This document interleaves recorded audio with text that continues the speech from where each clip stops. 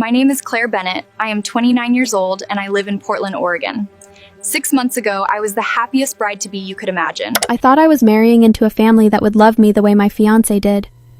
I was wrong. But this isn't just a story about a wedding. This is a story about the day my future mother-in-law tried to erase my parents from my own life, and never once stopped to ask whose name was actually on the building she was standing in.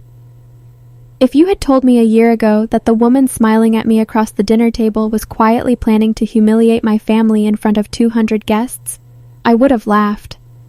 But that's the thing about people like her. They don't show you who they are all at once. They show you in pieces, and by the time you see the full picture, you're already standing at the altar. Let me take you back to where it all began.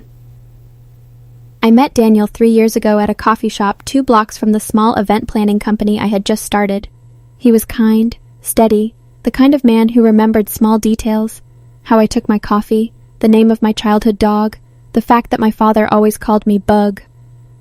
We fell in love slowly, the way real things do, and when he proposed on a quiet beach at sunset, I said yes without a second of hesitation. His family welcomed me, or at least, that's what I believed at the time. His mother, Diane, hugged me a little too tightly at our engagement dinner and said, "Welcome to the family, sweetheart." I remember feeling so lucky. I remember thinking my parents, who had worked 2 jobs each to raise me, would finally get to relax and enjoy something beautiful.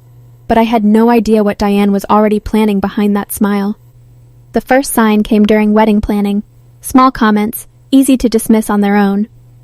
"Your parents are sweet," Diane said once, examining my mother's modest dress at a fitting. "Very simple people." Then came the seating chart meeting. Diane insisted on being involved. "Just to help," she said. I noticed she kept steering the conversation toward her side of the family. More tables, better placement, closer to the head table. When I asked about my parents' seats, she waved a hand. "We'll figure it out later. Don't stress yourself, sweetheart." I wish I noticed the signs earlier. I wish I had asked more questions, but I trusted her. I trusted that she wanted this day to be as perfect for me as it was for her son. That's when everything changed. 3 days before the wedding, my mother called me, her voice trembling. "Claire," she said quietly, "we just got the final seating chart from the venue coordinator. Your father and we're not on it." My stomach dropped. I told her there had to be a mistake. I called the coordinator myself, and what she told me shattered something in my chest. "Mrs. Bennett requested the chart be revised," the coordinator said. "She said your parents wouldn't be comfortable at the main tables and moved them to the overflow section, outside, near the parking area." Diane hadn't just moved my parents. She had crossed them out of the family they were about to become part of and replaced their names with extended cousins from her side who had barely spoken to me. I called Daniel immediately, hoping he would fix it. He sighed and said, "She's just trying to make the day run smoothly, Claire. Don't make this bigger than it is." That's when I understood. This wasn't a mistake. This was a message. I sat in my car outside the venue that night and cried harder than I had in years. Not just because of the seating chart, because of what it represented.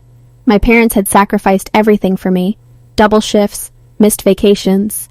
My father sold his old truck to help pay for my college textbooks. And now, on the one day meant to honor the family I came from, they were being pushed to the edge of the property like an inconvenience. I thought about calling off the wedding entirely. I thought about every warning sign I had ignored because I wanted so badly to believe I had found a family, not just a husband. But then I remembered something Diane didn't know, something that would change everything. 2 years before I ever met Daniel, my father and I had quietly invested in a struggling event venue on the edge of the city. The very same venue Diane had chosen for the wedding without knowing its history. We restored it slowly, kept it under a holding company name, and leased it out through a management company so no one connected it back to us. It wasn't something I advertised. It was simply our family's quiet, private success, the kind you don't need to announce at dinner parties. Diane had spent months bragging to her friends about booking the most exclusive venue in the city. She had no idea that the deed to that exclusive venue had my father's name, and mine, written directly on it. I sat in silence for a long moment after remembering this. Then, slowly, the sadness in my chest turned into something else. Not anger exactly, something calmer, something certain. If Diane wanted to erase my parents from the guest list, she was about to learn exactly whose house she was a guest in. I didn't want chaos. I didn't want a scene. I wanted the truth to speak for itself, clearly, in front of everyone who needed to see it. I called the venue's general manager, someone who had worked with my father for years and had always kept our ownership confidential out of respect for our privacy. "I need one favor," I told him. "Nothing dramatic. Just make sure the ownership paperwork is visible if anyone asks to see it. And please, restore the original seating chart before the ceremony begins." He agreed without hesitation. My father, when I told him what had happened, didn't even raise his voice. He simply said, "Let the deed speak for us, Bug. We don't need to shout." That single sentence became my guide for the next 3 days. I said nothing to Diane. I let her believe her version of the seating chart was final. I let her walk around the venue 2 days before the wedding, greeting staff with the confidence of someone who believed she controlled every detail. Behind the scenes, the coordinator quietly restored my parents to the head table, right beside mine. The venue manager placed the original ownership documents in the small office just off the main hall, not hidden, but not displayed either. Simply available, in case anyone came looking. I told Daniel only one thing the night before the wedding. "Whatever happens tomorrow, please trust me. I'm not trying to ruin our day. I'm trying to protect what's real about it."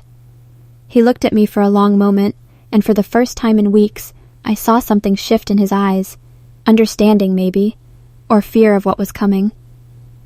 The morning of the wedding, Diane arrived early, as always, to supervise. When she walked into the main hall and saw my parents' names back at the head table, her face went pale.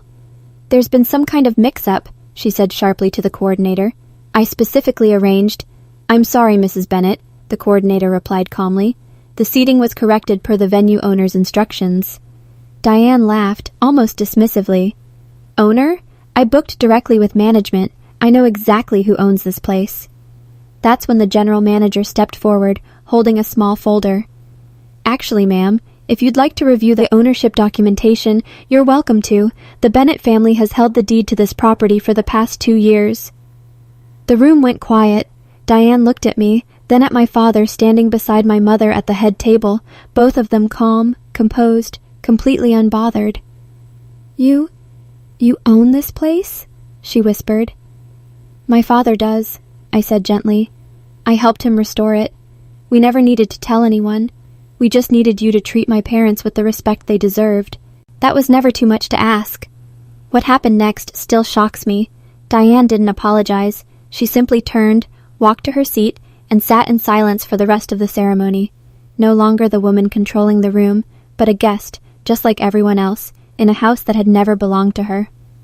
The wedding continued, beautiful and unshaken.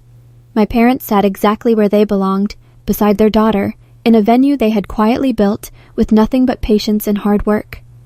In the weeks that followed, Diane's influence over Daniel and me shifted permanently. She no longer tried to control our decisions, our guest lists, or our home. She had learned, in the most humbling way possible, that respect isn't something you can plan your way around. It's something you either give freely, or eventually, you lose the ability to take it by force. Daniel apologized to me privately, and to my parents publicly, at the reception. It didn't erase what happened, but it was a start. A small, necessary crack in the wall his mother had built for years. Looking back now, I don't feel triumphant about what happened. I feel grateful that my parents' quiet sacrifices had, without either of us planning it, protected their own dignity on the one day someone tried to take it away. There's a lesson in this that I carry with me still. The people who try hardest to diminish others are often the ones most unaware of what they're standing on. Diane spent so much energy trying to erase 2 people from a guest list that she never stopped to ask a simple question: whose house she was really standing in. My parents never wanted revenge, they never asked for an apology, and they never brought it up again. All they ever wanted was to be seen, to be respected, to sit at the table they had earned simply by being my family. And in the end, that's all any of us really want. Not power, not to prove a point, just a seat at the table, in a place that was always, quietly, ours. If this story moved you, remember this: dignity doesn't need to be loud to be undeniable. Sometimes, the truth only needs to be given room to stand on its own.